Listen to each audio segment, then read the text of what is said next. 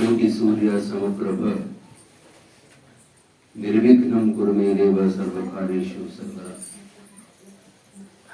असतो मा सद्गमय तमसो मा ज्योतिर्गमय मृत्योर्मा अमृतंगमय ओम शांति शांति शांति। आराध्य दैव ಜಡೇಶಂಕರಲಿಂಗನನ್ನ ಪರಮ ತಪಸ್ವಿ ಫಲಹಾರ ಶಿವಯೋಗಿಗಳನ್ನ ಗುರುದೇವ ಆತ್ಮಾನಂದರನ್ನ ಭಕ್ತಿಪೂರ್ವಕವಾಗಿ ಅಂತಃಕರಣದಲ್ಲಿ ಸ್ಮರಿಸಿಕೊಳ್ಳುತ್ತಾ ತತ್ಸ್ವರೂಪರಿಯಾದಂಥ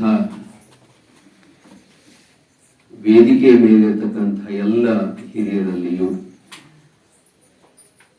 ಎಲ್ಲ ಆಧ್ಯಾತ್ಮ ಜೀವಿಗಳಲ್ಲಿಯೂ ತಾಯಂದಿರಲ್ಲಿಯೂ ನಮ್ಮ ಶಿಷ್ಯ ಬಳಗದಲ್ಲಿಯೂ ಶರಣು ಶರಣಾರ್ಥಿಗಳು.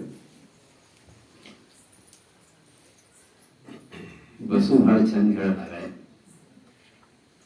ಬಲಕ ಕುಂತವರು ಪ್ರಾಪಂಚಿಕ ವಿದ್ಯೆಯನ್ನು ನೀಡಿದವರು, ಎಡಕ ಕುಂತವರು ಪಾರಮಾರ್ಥಿಕ ವಿದ್ಯೆಯನ್ನು ನೀಡಿದವರು ಅಂತ. 100% ಆ ಮಾತು ಸತ್ಯ. ಯಾಕಂದ್ರೆ ನಾವು ಪ್ರಾಪಂಚಿಕ ವಿದ್ಯೆಯನ್ನ ನೀಡುತ್ತಾ ಇವರನ್ನ ಪಾರಮಾರ್ಥಿಕದ ಕಡೆಗೆ ಕಳಿಸಿಬಿಟ್ಟಿವಿ. ಇವರು ಪಾರಮಾರ್ಥಿಕದ ಬೆಟ್ಟವನ್ನೇ ಏರ್ಬಿಟ್ಟಾರ, ನಾವೆಲ್ಲಿದ್ದೀವಿ ಇನ್ನು ಕೆಳಗೆ ಇದ್ದೀವಿ. ಈಗ ಅವ್ರನ್ನ ನಾವು ಹಿಂಗ್ ನೋಡ್ಬೇಕೀಗ. ಇವ್ರುಗಳ ನಾವು ಕೆಳಗಿನ ಬಂದು ನೋಡ್ಬೇಕಾಗಿದ್ದೀವಿ. ಬಹಳ ಸುಂದರ. ನನಗೆ ಇವತ್ತು ಇಷ್ಟ ಖುಷಿ ಆಯ್ತು. ಶಿಷ್ಯಾದಿಚ್ಛೇತ್ ಪರಾಜಯಂ. ಗುರುಗಳಿಗೆ ಶಿಷ್ಯ ಸೋಲಿಸ್ಬೇಕ, ಅವಾಗ ಗುರುಗಳಿಗೆ ಬಹಳ ಖುಷಿ ಆಗ್ತದ. ಮತ್ ಹಂಗ ಖುಷಿ ಪಡೋದೇ ಗುರು ಮತ, ಪಟಿಕಿಸ್ ಪಡೋ ಅಲ್ರಿ ಮತ. ನನ್ನ ಸೋಲಿಸದ್ರಲ್ಲ, ಹಂಗಲ್ಲ. ಬಹಳ ಬಹಳ ಬಹಳ ಚಂದ, ಬಹಳ ಚಂದ. ಅಧ್ಯಾತ್ಮ ಇಷ್ಟು ಜನ ಸೇರ್ತೀನಿ ಅಂತಂದ್ರೆ ಅದು ಈಗಿನ ದಿನಮಾನದೊಳಗೆ ಆಶ್ಚರ್ಯವೇ.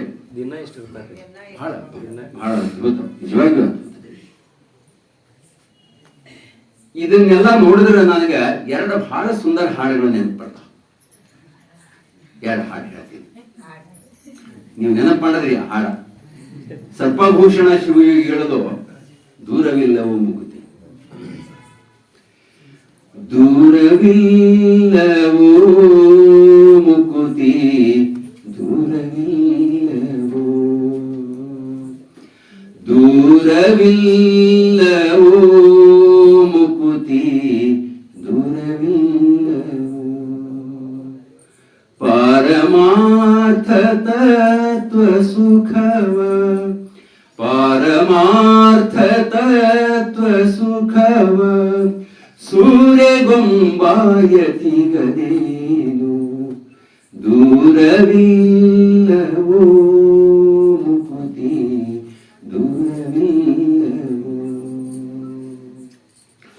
ಜನಿಸಿ ತೋರ್ಪ ಜಗವಿದೆಲ್ಲ, ಜನಿಸಿ ತೋರ್ಪ ಜಗವಿದೆಲ್ಲ, ಕನಸಿನಂತೆ ಕೆಡುವುದೆಂದು ಮನದೊಳರಿದು ಜನಿಸಿ ಕೆಡದ ಚಿನುಮಯಾಂಶ ಬಿಡಿದ ಯತಿಗೆ. ದೂರವಿಲ್ಲವೋ ಮುಕುತಿ, ದೂರವಿಲ್ಲವೋ. ಇಷ್ಟು ನೀವು ಆಧ್ಯಾತ್ಮಿಕ ಶುದ್ಧ ಆಧ್ಯಾತ್ಮದ ಪ್ರವಚನ ಮಾಡ್ಕೋತಾರೆ. ಮುಕ್ತಿ ಬಹಳ ದೂರ ಇಲ್ಲ ನಿಮಗೆಲ್ಲ, ಮುಕ್ತಿ ಬಹಳ ದೂರ ಇಲ್ಲ. ನಾನು ಪರೀಕ್ಷಾ ಮೇಲ್ವಿಚಾರಕ ಅಂತ ಹೇಳಿ ಬೀದರ್ ಕಡೆ ಹೋಗಿದ್ದೆ. ಇನ್ನೊಂದು ಹಾಡು ಹೇಳ್ಬೇಕನ್ಬೇಕು, ನಾನು ಬೀದರ್ ಕಡೆ ಹೋಗಿದ್ದೆ. ಹಾಗಾಗಿ ನಸಿಕನಾಗ ನಾನು 4:30-5 ಗಂಟೆಗೆ ಹೇಳೋದು ಖಾಯಂ ರೂಢಿ, ಇಗೂ ಹೇಳ್ತೀನಿ. ಎದ್ದು ನಾನು ಶಿವರಾಜ್ ಸರು ನಮ್ಗಲ್ಲಿ ಗುರುಮಠ ಕಲ್ದೊಳಗೆ ಇನ್ಸ್ಪೆಕ್ಷನ್ ಬಂಗ್ಲೋದೊಳಗೆ ಇಳಿಸಿದ್ರು. ಬೆಳಗ್ಗೆ ಎದ್ದಿಸಿದ್ರೆ 5 ಗಂಟೆಗೆ ವಾಕಿಂಗ್ ಹೋದೀವಿ. ವಾಕಿಂಗ್ ಹೋದೀವಿ. ಹೋಗ್ಬೇಕಾದ್ರೆ ತೋಟಗಳಲ್ಲಿ ತೋಟದ ಮನೆಗಳವ. ಆ ತೋಟದ ಮನೆಗಳಲ್ಲಿ ಒಬ್ಬಾಕಿ ಅಮ್ಮ, ಸುಮಾರು ಒಂದು 90 ವಯಸ್ಸಿರಬೇಕು. ಆ ಅಮ್ಮ ಚಂದ ಏಕ್ತಾರಿ ಪದ ಹಾಡಾಕ್ತಿರ್ಕಿ, ಬಹಳ ಚಂದ ಏಕ್ತಾರಿ ಪದ, ಅದ್ಭುತ ಹಾಡ್ರಿ. ಎಷ್ಟು ಅರ್ಥಪೂರ್ಣ ಹಾಡ. ಅದೆಲ್ಲ ಕೇಳಿಬಿಟ್ರೆ ನಮ್ಮ ಜನ ಎಷ್ಟು ನಾನು ಬೌಢ್ಯ ಇದ್ರೊಳಗಿದ್ದೀನಿ ಅಂತ ನಮ್ಮ ಮನಸ್ಸು. ಏನು ಹಾಡ? ಓಂ ನಮ ಶಿವ ಎನ್ನೀರೋ ವೈಯರದೋಳು, ಓಂ ನಮ ಶಿವ ಎನ್ನೀರೋ, ಓಂ ನಮ ಶಿವ ಎನ್ನೀರೋ ವೈಯರದೋಳು, ಓಂ ನಮ ಶಿವ ಎನ್ನೀರೋ. ಓಂ ನಮ ಶಿವ ಎಂದು ಅಜಹರೀಸುರರೆಲ್ಲ, ಓಂ ನಮ ಶಿವ ಎಂದು ಅಜಹರೀಸುರರೆಲ್ಲ ಮುನ್ನ ಕೈವಲ್ಯವ ಪಡೆದ ಲಾಭವ ಕೇಳಿ, ಓಂ ನಮ ಶಿವ ಎನ್ನೀರೋ ವೈಯರದೋಳು, ಓಂ ನಮ ಶಿವ ಎನ್ನೀರೋ. ಮಾಸ ಪಕ್ಷಗಳ್ಯಾತಕೆ ಉಪವಾಸ ದೇಹ ದಂಡನ ವ್ಯಾತಕೆ. ನೋಡ್ರಿ ಚಂದ. ಮಾಸ ಪಕ್ಷಗಳ್ಯಾತಕೆ ಉಪವಾಸ ದೇಹ ದಂಡನ ವ್ಯಾತಕೆ. ನಾಶವಾಗುವ ದೇಹ ಆಸೆಯ ಬಿಡುವಂತೆ ಈಶನ್ನ ನೆನೆಯಿರೋ ನಿಮಿಷದೊಳಗ ಒಮ್ಮೆ, ಓಂ ನಮ ಶಿವ ಎನ್ನೀರೋ ವೈಯರದೋಳು, ಓಂ ನಮ ಶಿವ ಎನ್ನೀರೋ, ಓಂ ನಮ ಶಿವ ಎನ್ನೀರೋ ವೈಯರದೋಳು, ಓಂ ನಮ ಶಿವ ಎನ್ನೀರೋ. ಇನ್ನು ದೊಡ್ಡದು ಹಾಡು. ಇವ್ರೆಲ್ಲ ಜನಪದರು, ಯಾವುದೇ ಶಾಲೆ ಕಾಲೇಜು ಹೋದವರಲ್ಲ, ವಿಶ್ವವಿದ್ಯಾಲಯದ ಕಟ್ಟಿ ಹತ್ತದವರಲ್ಲ. ಜನರ ಬಾಯಿಂದ ಬಾಯಿಗೆ, ಬಾಯಿಂದ ಬಾಯಿಗೆ, ಪೀಳಿಗೆಯಿಂದ ಪೀಳಿಗೆಗೆ, ಜನಾಂಗದಿಂದ ಜನಾಂಗಕ್ಕೆ ಹರಿದು ಬಂದ ಅಂಥ ಹಾಡುಗಳಿವೆಲ್ಲ. ಆಮೇಲೆ ನಾವೆಲ್ಲ ಇದು ಮಾಡಿದ್ವಿ ಸರ, ಅವುಗಳನ್ನ ಸಂಗ್ರಹ ಮಾಡಿ ಅವುಗಳ ಮ್ಯಾಗ ಒಂದಷ್ಟು ವಿಶ್ಲೇಷಣೆ ಬರೆದು ಒಂದಷ್ಟು ಪುಸ್ತಕ ಮಾಡಿ ವಿಶ್ವವಿದ್ಯಾಲಯಕ್ಕೆ ಕೊಟ್ಟು PhD ತಗೊಂಡಿ. ಡಾಕ್ಟರ್ ಬಿಸಾಳೆ ಯಾರೋ ವಿದ್ಯೆ, ಯಾರೋ ಹಾಡಿದ್ದು, ಯಾರೋ ಕಥೆ ಹೇಳಿದ್ದು. ನಾವೇನ್ ಮಾಡಿದ್ವಿ ಅದಕ್ಕೆ? ಪಚಡಿ ರೀ, ಪಚಡಿ ಅದು PhD ಅಲ್ಲದ ಪಚಡಿ. ಮತ್ತೆ ಎದಿ ಬಿಸು ಅಡ್ಯಾಡ್ತೀವಿ, ಮಾರಿ ಶಾಲು ಹಾಕೋತೀವಿ, ಡಾಕ್ಟರೇಟ್ ಅಂತ ಅನ್ಸುತ್ತೆ. ಅಲ್ಲಿ ಹಾಡೋದಕ್ಕೆ ಅಲ್ಲಿ ಕುಂತ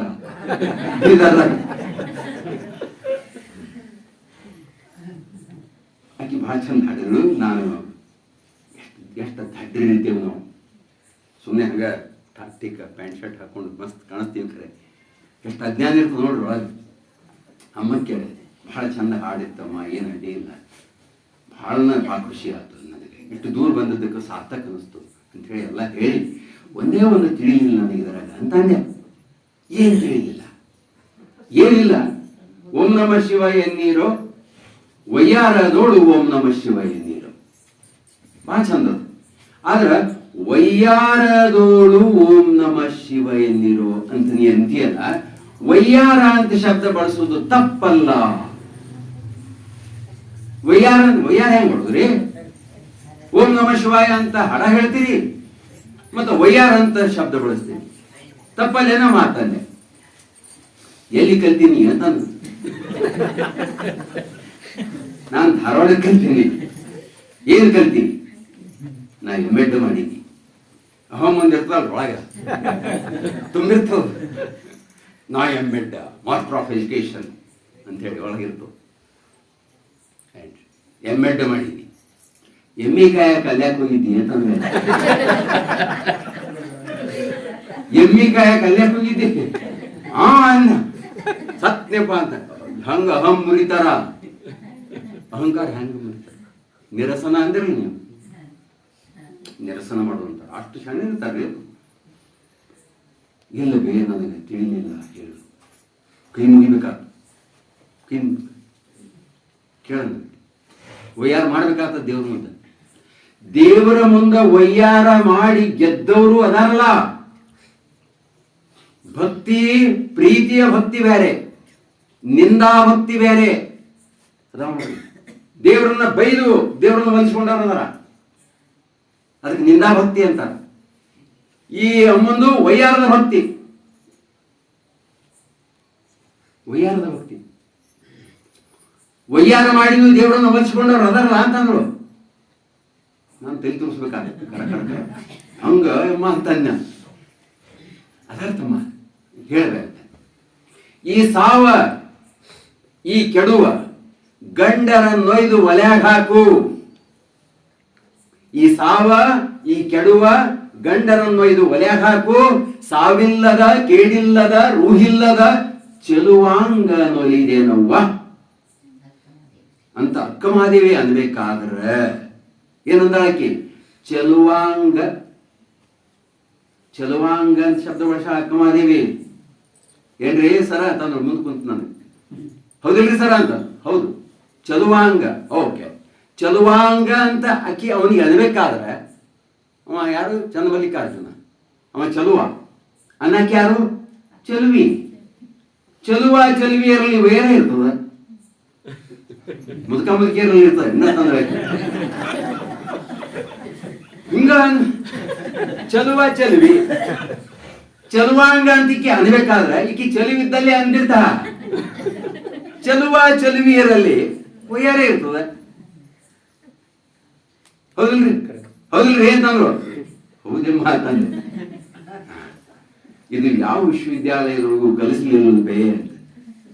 ತಮ್ಮ ಓದಾಕ ಬರ್ಯಾಕ ಒಂದಷ್ಟು ಗಣಿತ, ಒಂದಷ್ಟು ವ್ಯಾವಹಾರಿಕ ಜ್ಞಾನ ಇವು ಸಾಲ್ಯಾಗ ಹೇಳ್ತಾರೆ. ಜಗತ್ತಿನೊಳಗ ಬಹಳ ಅದು ಕಲಿಯೋದು ಅಂತಂದ್ರೆ ಆಕಿ ಜಗತ್ತಿನೊಳಗೆ ಕಲಿಯೋದು ಬಹಳ ಅದ. ಇನ್ನೊಂದೈತಿ ಅಂದ್ರೆ ಆಕಿ ಚಲುವ ಚಲುವಿ ವಯ್ಯಾರದ ಸುದ್ದಿ. ಬೃಂದಾವನದೊಳಗೆ ಮೀರಾ ಆಕಿನೂ ಕೂಡ ಲೋಕದ ಗಂಡರು ಯಾರು ನನಗೆ ಬೇಡ, ಕೃಷ್ಣನೇ ನನ್ನ ಗಂಡ ಅಂತ ಅಂದಾಳಿಲ್ಲ. ಆಕಿ ಮುದುಕಿ ಆಗಿ ಅಂದಾಳಿನ. ಆಕಿನೂ ಹರಿಯದ ಟೈಮ್ನೊಳಗೆ ಬೃಂದಾವನಕ್ಕೆ ಯಾರು ಹೋಗ್ತಾರ್ರಿ? ಬೃಂದಾವನಕ್ಕೆ ಯಾರು ಹೋಗ್ತಾರೆ? ನಾವು ನೀವು ಬೃಂದಾವನ ನಗತಾರ ಮಂದಿ. ಲಗ್ನ ಆದ ಬಳಕ ಹೋಗ್ತಾರೆ, ಬೃಂದಾವನಕ್ಕೆ ಹೋಗ್ತಾರೆ. ಯಾಕೆ? ಗಂಡ ಹೆಂಡತಿ ಆ ವಯಸ್ಸಾಗಿರ್ತದೆ. ಮುದುಕ ಮುದುಕಿ ಮಿಸಾಳ ಸರ್ ಹೋಗ್ಯಾರ ಅಂತಂದ್ರೆ ಮುದುಕ ಬೃಂದಾವನಕ್ಕೆ ಹೋಗಿ ಏನ್ ಮಾಡವ? ಹೌದಿಲ್ರಿ? ಮಜಾ ಇಲ್ಲ.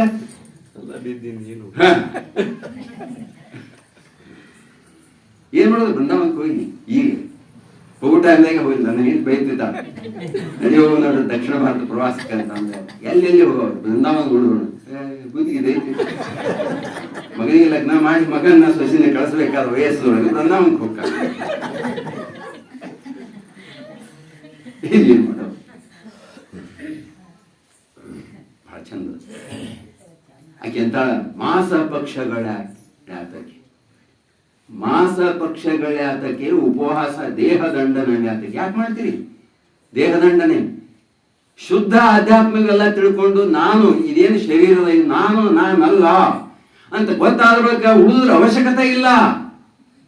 ಅಷ್ಟು ಚಂದ ನಿಮ್ದು ಆಧ್ಯಾತ್ಮ. ನಿಮ್ದು ಮಾರ್ಗ ಬಹಳ ಚಲೋ ಅದ. ಮಾರ್ಗ ಬಹಳ ಚಲೋ.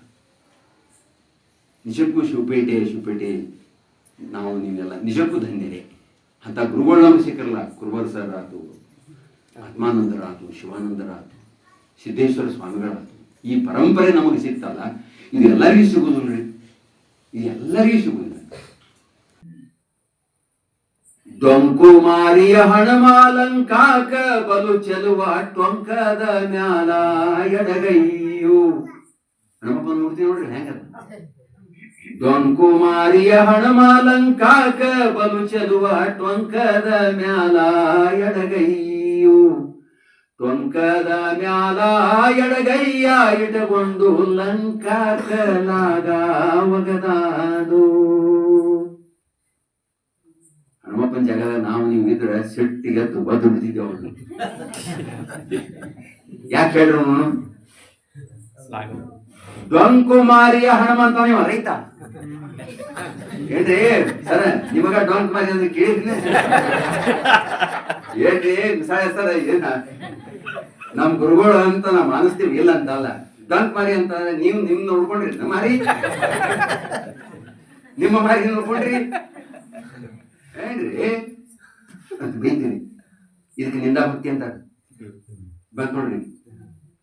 ಬೈರಂಗು ಆತು, ಅಲ್ಲಿಗೆ ಬಿಡ್ಲಿಲ್ಲ, ಹೊಗಳತಾನ ಮತ್ತ ಮೂರೇ ನುಡಿಯವ್ರೆ ಮತ್ತ. ಡೊಂಕುಮಾರಿಯ ಹನುಮ ಬೈದ. ಹನುಮಪ್ಪ ಭಯಂಕರ ಸಿಟ್ಟು ಬಂದಿತ್ತು. ಲಂಕಾಕ ಬಲು ಚಲುವ ಅಂತ ಖುಷಿ ಆದ. ಹಾಡೋ ಭಾಷೆ ಎಲ್ಲಿ ಚಲುವಂತಾನ? ನಮ್ಮ ನಿಮ್ಮ ನಡುವೆ ಚಲುವಂದಿಲ್ಲ ಅವನಿಗೆ.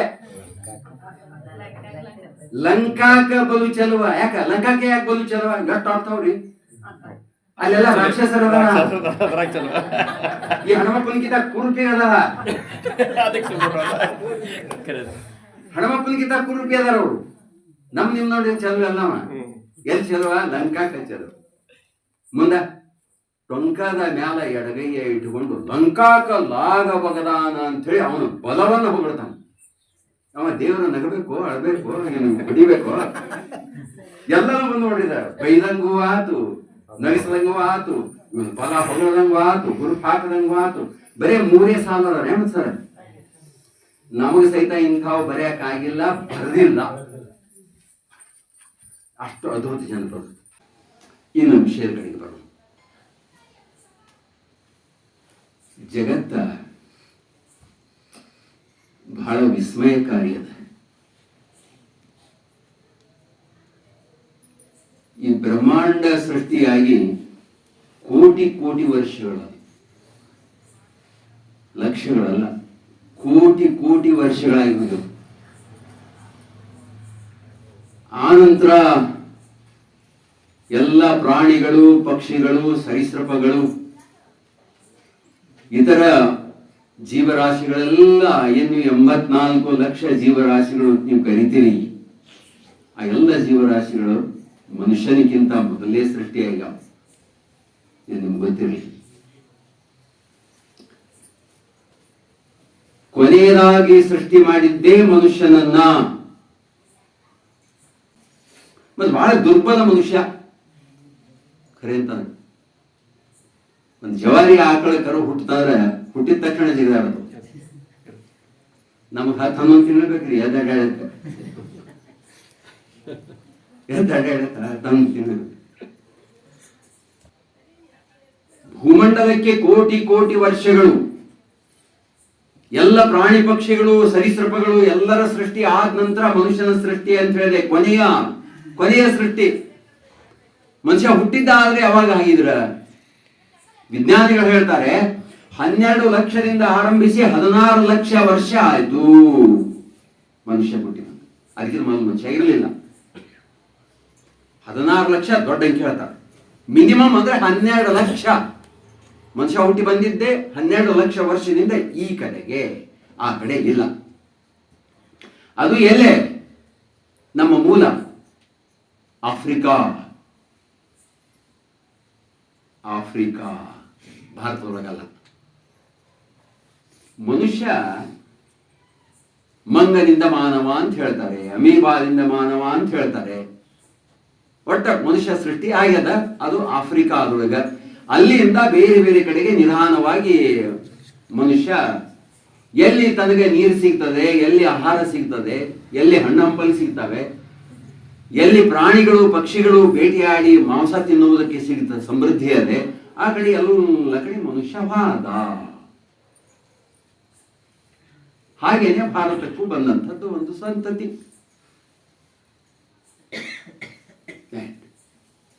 ಹಾಗೇನೆ ಭಾರತಕ್ಕೂ ಬಂದದ್ದು. ಆದ್ರೆ ಜಗತ್ತಿನ ಇತಿಹಾಸವನ್ನ ತೆಗೆದು ನೋಡಿದ್ರೆ, ನೀವೆಲ್ಲ ಹೇಳಿದ್ರಿ, ಬಹಳ ಸುಂದರ ಮಾತುಗಳು ಹೇಳಿದ್ರಿ. ಜಗತ್ತಿನ ಇತಿಹಾಸವನ್ನ ತೆಗೆದು ನೋಡಿದ್ರೆ ಇವತ್ತು ಜಗತ್ತಿನೊಳಗೆ 200ಕ್ಕಿಂತ ಹೆಚ್ಚು ದೇಶಗಳಿದಾವೆ.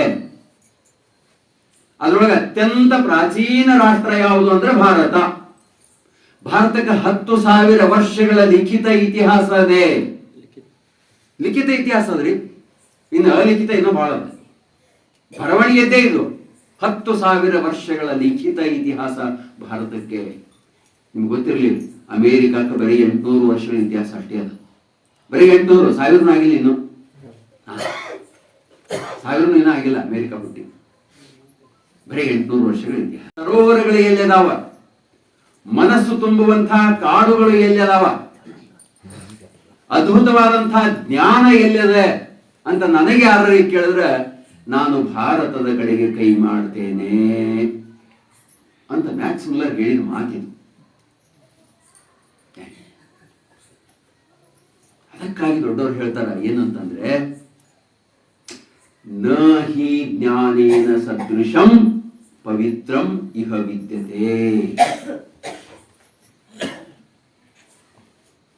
ಜ್ಞಾನಕ್ಕೆ ಸರಿಸಮನಾದುದು ಜಗತ್ತಿನೊಳಗ ಯಾವುದೂ ಇಲ್ಲ, ಅದಷ್ಟು ಪವಿತ್ರವಾದುದು ಮತ್ತೊಂದಿಲ್ಲ. ಸ್ವದೇಶಿ ಪೂಜ್ಯತೆ ರಾಜ, ವಿದ್ವಾನ್ ಸರ್ವತ್ರ ಪೂಜ್ಯತೆ. ರಾಜನಾದವನಿಗೆ ಅವನ ರಾಜ್ಯದೊಳಗೆ ಅಷ್ಟೇ ಬೆಲೆ ಇರ್ತದೆ, ವಿದ್ವಾನನಾದವನಿಗೆ ಜಗತ್ತಿನೊಳಗೆ ಬೆಲೆ ಇರ್ತದೆ. ನೋಡಿ, ವಿದ್ವಾನ್ ಜ್ಞಾನಿ ಎಷ್ಟು ದೊಡ್ಡವ ಅಂತ. ಜ್ಞಾನಿ ಎಷ್ಟು ದೊಡ್ಡವ. ಅಂಥ ಅಪೂರ್ವವಾದಂತಹ ಜ್ಞಾನವನ್ನ ಜಗತ್ತಿಗೆ, ಜ್ಞಾನದ ಬೆಳಕನ್ನು ನೀಡಿದಂತಹ ದೇಶ ಭಾರತ. ಬಹಳ ಸುಂದರವಾದಂತಹ ಸಬ್ಜೆಕ್ಟ್ ಇವತ್ತಿನ. ಭಾರತೀಯ ಸಂಸ್ಕೃತಿಯಲ್ಲಿ ಆಧ್ಯಾತ್ಮ, ಭಾರತೀಯ ಸಂಸ್ಕೃತಿಯಲ್ಲಿ ಆಧ್ಯಾತ್ಮ. ಭಾರತೀಯ ಅನ್ನೋದ್ರ ಬಗ್ಗೆ ಒಡೆದು ಹೇಳಿದ್ರು. ಇನ್ನೊಂದು ಮಾತು ಹೇಳ್ತಾರೆ ದೊಡ್ಡವರು, ಏನಂತಂದ್ರೆ, ದುಷ್ಯಂತ ಶಕುಂತಲೆಯರ ಪುತ್ರ ಭರತ ಚಕ್ರವರ್ತಿ ಈ ನಾಡಿನೊಳಗೆ ಬೆಳಗಿ ಹೋದವನು, ಅವನ ಸಂತಾನರು ನಾವು ಭಾರತೀಯರು. ಅವ್ರು ಹೇಳಿದ್ದು ಒಂದು, ಅದರ ಮುಂದೆ ಇನ್ನೊಂದನ್ನು ಹೇಳಿದೆ ಅಷ್ಟೇ. ಸಂಸ್ಕೃತಿ, ಸಮ್ ಅಂದ್ರೆ ಒಳ್ಳೆಯದು, ಕೃತಿ ಅಂದ್ರೆ ಕಾರ್ಯಗಳು, ಅದು ಸಂಸ್ಕೃತಿ. ಎಲ್ಲವೂ ಒಳ್ಳೆಯದು. ನಮ್ಮ ಉಡಿಗೆ ತೊಡಿಗೆ, ಆಚಾರ ವಿಚಾರ ಪದ್ಧತಿ, ನಮ್ಮ ಮಾತು ರೀತಿ ನಡವಳಿಕೆ ಎಲ್ಲವೂ ಒಳ್ಳೆಯದು. ಇದಕ್ಕೆ ಸಂಸ್ಕೃತಿ ಅಂತಾರೆ. ಬೇಕಾದ್ರೆ ನಾವು ಬಸವಣ್ಣವ್ರ ವಚನಕ್ಕೆ ಒಂದು ಚೌಕಟ್ಟು ಹಾಕಿ ತಗೊಂಡ್ಬೇಕಾರೆ ಅದಕ್ಕೆ ನಾವು ಸಂಸ್ಕೃತಿ ಅಂತೇವೆ. ಏನು? ಕಳಬೇಡ ಕೊಲಬೇಡ, ಹುಸಿಯ ನುಡಿಯಲು ಬೇಡ, ಮುನಿಯ ಬೇಡ, ಅನ್ಯರಿಗೆ ಅಸಹ್ಯ ಪಡಬೇಡ, ತನ್ನ ಬಣ್ಣಿಸಬೇಡ, ಇದಿರು ಹಳಿಯಲು ಬೇಡ. ಇದುವೇ ಅಂತರಂಗದ ಶುದ್ಧಿ, ಇದುವೇ ಬಹಿರಂಗದ ಶುದ್ಧಿ, ಇದುವೇ ಕೂಡಲ ಸಂಗಮ ದೇವನೊಲಿಸುವ ಪರಿ. ಇಷ್ಟೇ ಪಾಲಿಸಿದ್ರು ಸಾಕು, ಇಷ್ಟೇ ಪಾಲಿಸಿದ್ರು ಸಾಕ್ರಿ. ಇದು ಸಂಸ್ಕೃತಿ. ಇದು ಬಹಳ ಹಿಂದಿಂದು ಬಂದದೆ, ಬಹಳ ಹಿಂದಿಂದು ಬಂದದೆ, ಹರಿದು ಬಂದದ. ಮುಂದಿನ ಪೀಳಿಗೆಗೆ ಅದನ್ನು ಕೊಡಬೇಕೇ. ನಮ್ದು ಬಹಳ ದೊಡ್ಡ ಜವಾಬ್ದಾರಿ ಅದು. ನಾವ ತಿಳ್ಕೊಂಡು ನಾವ ಸತ್ತು ಹೋಗೋದಲ್ಲ. ಮುಂದಿನ ಪೀಳಿಗೆ ನಮ್ಮ ದೇಶ, ನಮ್ಮ ಸಂಸ್ಕೃತಿ, ನಮ್ಮ ಜನ, ನಮ್ಮ ಉಡಿಗೆ ತೊಡಿಗೆ, ಆಚಾರ ವಿಚಾರ ಪದ್ಧತಿ, ನಮ್ಮ ಮಹಾನ್ ಮಹಾನ್ ವಿಭೂತಿ ಪುರುಷರು, ಶರಣರು, ಸಂತರು ಹಿಂಗೆಲ್ಲ ಆಗಿ ಹೋಗ್ಯಾರ ಅಂಥೇಳಿ ಮುಂದಿನವರಿಗೆ ನಾವು ಹೇಳಬೇಕೇ. ನಿಜವಾಗಿ ಈ ವಿದ್ಯಾ ಎಲ್ಲಿಂದ ಶುರು ಆಗಬೇಕು ಅಂದ್ರೆ, ಮಿನಿಮಮ್ ನಾನು ಕೇಳಿದ್ರೆ ಹೈಸ್ಕೂಲ್ದಿಂದಲೇ ಶುರು ಆಗಬೇಕು, ಅಲ್ಲಿಂದಲೇ ಶುರು ಆಗಬೇಕು.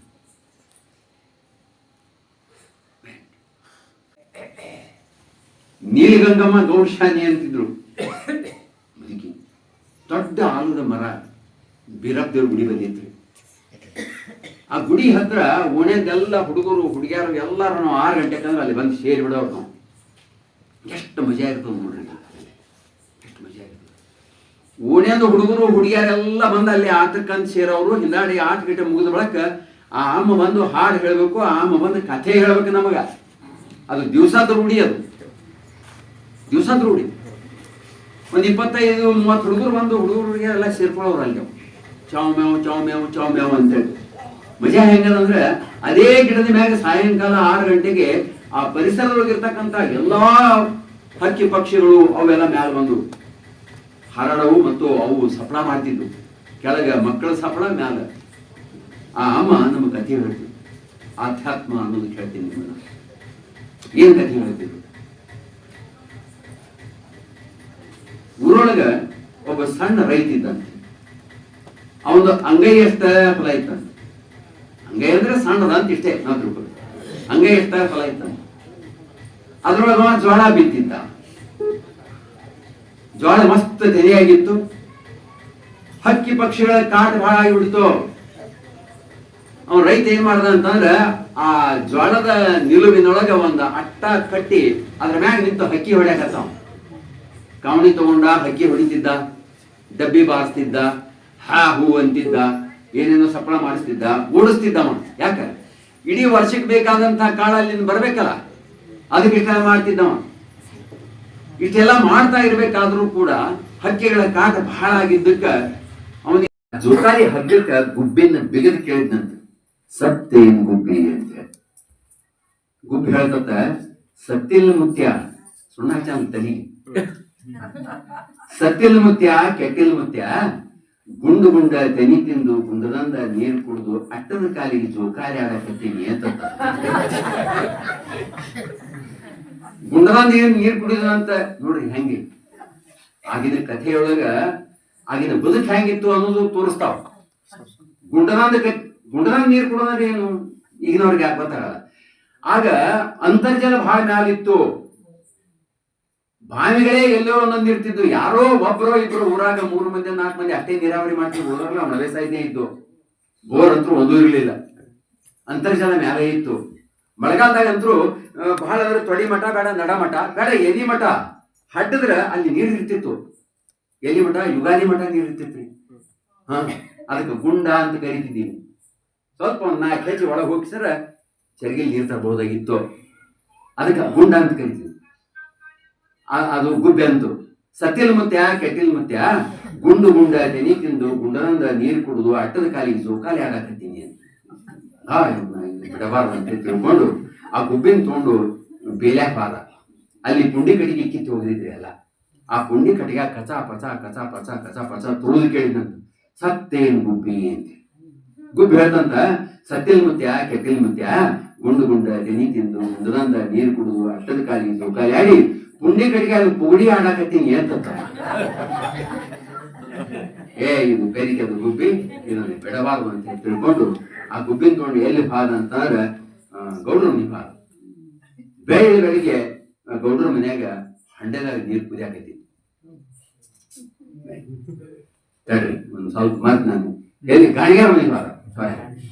ಗಾಣಿಗಾರ ಮನೆಗೆ ಬಾದ. ಗಾಣಿಗಾರ ಗಾಣ ಆಡ್ಸಾಕ್ತಿದ್ರು, ಎತ್ತ ಕಟ್ಟಿ ಗಾಣ ಆಡ್ಸಾಕ್ತಿದ್ರು, ಎಣ್ಣೆ ತೆಗಿಯಾಕೈತಿರು. ಆ ಗಾಣದ ಒಳಗ ಗುಬ್ಬಿನ ಹಾಕಿ ಕೇಳ್ತಾನ, ಸತ್ತೇನು ಗುಬ್ಬಿ ಅಂತ. ಗರ ಗರ ಗರ ಗರ ತಿರುಗಿ ಕೇಳ್ತಾನ, ಸತ್ತೇನು ಗುಬ್ಬಿ. ಅದು ಹೇಳ್ತು, ಸತ್ತಿಲ್ ಮುತ್ಯ ಕೆಟ್ಟಿಲ್ ಮುತ್ಯ, ಗುಂಡು ಗುಂಡ ತೆನಿ ತಿಂದು ಗುಂಡದಂದ ನೀರು ಕುಡಿದು ಅಟ್ಟದ ಕಾಲಿಗೆ ಜೋಕಾಲಿ ಆಡಿ ಪುಂಡಿ ಕಟ್ಟಿ ಕೂಡಿ ಆಡಿ ಗಾಣಿಗಾರ ಮನೆಯಾಗ ಎಣ್ಣೆ ಹಚ್ಕೊಳಕತ್ತೀನಿ ಅಂತ.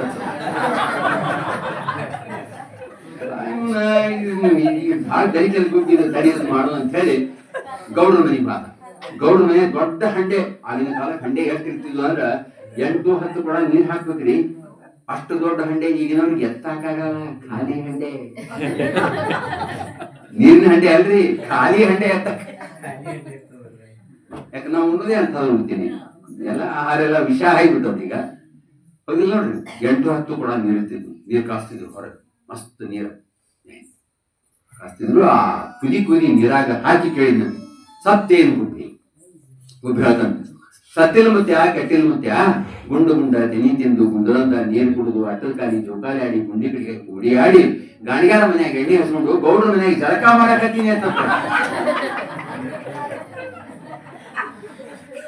ಆಮೇಲೆ ಅವ ಏನ್ ಮಾಡ್ದ, ಭಾಳ ಸಿಟ್ಟು ಬರ್ತವನಿಗೆ. ಒಂದೇ ಶಬ್ದ ಬಳಸ್ತಾರೆ ಕಡೆಲ್ಲ, ನಾಯವನ್ನ ಹಿರದವಳ ಅಂತ ಹೇಳಿ. ನಮ್ ಶಬ್ದಗಳು ಮಜಾ ಅದ. ಪಾಪ ಆಕಿ ಏನ್ ಮಾಡ್ಬೇಕ್ರಿ, ಬಣಿತನ ಮಾಡ್ಕೊಂಡ್ರ. ಆಕಿ ಬೆಳಿದ ಏನ್ರಿ ಸರ, ಈಗ ಬೈತಾವ. ಆಯಿಂದ ಆ ಗುಬ್ಬಿನ ತಗೊಂಡು ಎಲ್ಲಿ ಹಾದಂದ್ರೆ ಕಂಬಾರ ಕುಲ್ಮಿಗೆ ಹಾದ. ಬೆಳಿಗ್ಗೆ ಅವ ತಿರಿ ಊದಾಕತ್ತಿತ್ತು, ಬೆಂಕಿ ಮಸ್ತ್ ಬರಾಕತ್ತಿತ್ತು. ಆ ಬೆಂಕಿಯಾಗ ಒಳಗೆ ತುರುಕಿ ಕೇಳ್ಬೋದು, ಸತ್ತೇನು ಗುಬ್ಬಿ. ಸತ್ತಿನ ಮುತ್ಯ ಕೆಟ್ಟಿನ ಮುತ್ಯ, ಗುಂಡು ಗುಂಡ ತೆನಿ ತಿಂದು ಗುಂಡದಂದ ನೀರು ಕುಡಿದು ಅಟ್ಟದ ಕಾಲಿ ಜೋಕಾಲಿ ಆಡಿ ಗುಂಡಿ ಕಡೆಗೆ ಕೂಡಿ ಆಡಿ ಗಾಣಿಗಾರ ಮನ್ಯಾಗ ಎಣ್ಣೆ ಹಚ್ಕೊಂಡು ಗೌಡ್ರ ಮನ್ಯಾಗ ಜಳಕ ಮಾಡಿ ಕಂಬಾರ ಕುಲ್ಮ್ಯಾಗ ಕಾಸುಗಳಾಕತ್ತೀನಿ ಅಂತ.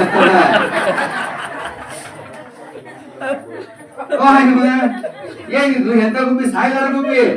ಇದೆಂತ ಗುಬ್ಬಿ ಇದೆ? ಇಡ್ತಾ ಹೇಳಿದ್ರಿ ನೀವು, ಆಧ್ಯಾತ್ಮದ ಗುಬ್ಬಿ, ಅದೇ ಗುಬ್ಬಿನೇ ಇದೆ. ಅದನ್ನ ತಗೊಂಡು ಯಾವ್ದು ಕುಂಬಾರ ಮನೆಗೆ ಹೋಗಿ ಕತ್ತಲ ಕೋಣ್ಯಾಗ ಬೀಸಿ ಹೋಗದಿ ಕೇಳಿದಂತ. ಸತ್ತೇನು ಗುಬ್ಬಿ? ಗುಬ್ಬಿ ಹೇಳ್ತಂತ, ಸತ್ಯದ ಮುತ್ಯ ಕೆಟ್ಟಿನ ಮುತ್ಯ, ಗುಂಡು ತೆನಿ ತಿಂದು ಗುಂಡದಂದ ನೀರು ಕುಡಿದು ಅಟ್ಟದ ಕಾಲಿ ಜೋಕಾಲಿ ಆಡಿ ಗುಂಡಿ ಕಡೆಗೆ ಉಡಿಯಾಡಿ ಗಾಣಿಗಾರ ಮನ್ಯಾಗ ಎಣ್ಣೆ ಹಚ್ಕೊಂಡು ಗೌಡ್ರ ಮನ್ಯಾಗ ಜಳಕ ಮಾಡಿ ಕಂಬಾರ ಕಮ್ಮಿ ಕಾಸ್ಕೊಂಡು ಕುಂಬಾರ ಮನೆ ಕತ್ತಲ ಕೋಣ್ಯಾಗ ಸೀರೆ ಉಟ್ಕೊಳಕತ್ತೀವಿ ಹೇಳ್ತಂತ. ಹೇಳಿ ಬರ್ರ ಅಂತ ಹಾರಿ ಹೋಯ್ತಂತ. ಹಾರಿ ಹೋಗ್ತಂದ್ರೆ ಇದು ಬಿಟ್ಟು ಹಾರಿ ಹೋಯ್ತು ನೋಡ್ರಿ. ಜೀವಾತ್ಮದು ಹೆಂಗ ನೋಡ್ರಿ. ಹಳ್ಳಿ ಜನ ಇವತ್ತಿವ್ರು ಹೆಬ್ಬಟ್ಟಿನವರು. ನಾವು ತಿಳ್ಕೊಂಡಿರ್ತೇವೆ ಬಹಳ ನಾವು ಶಾಣ್ಯಾರು ಅಂತ ಹೇಳ್ತೀವಿ. ಆಧ್ಯಾತ್ಮಿಕ ಸಂಗತಿಗಳು ಹಿಂಗೆಲ್ಲ ಹೇಳ್ತಾರೆ.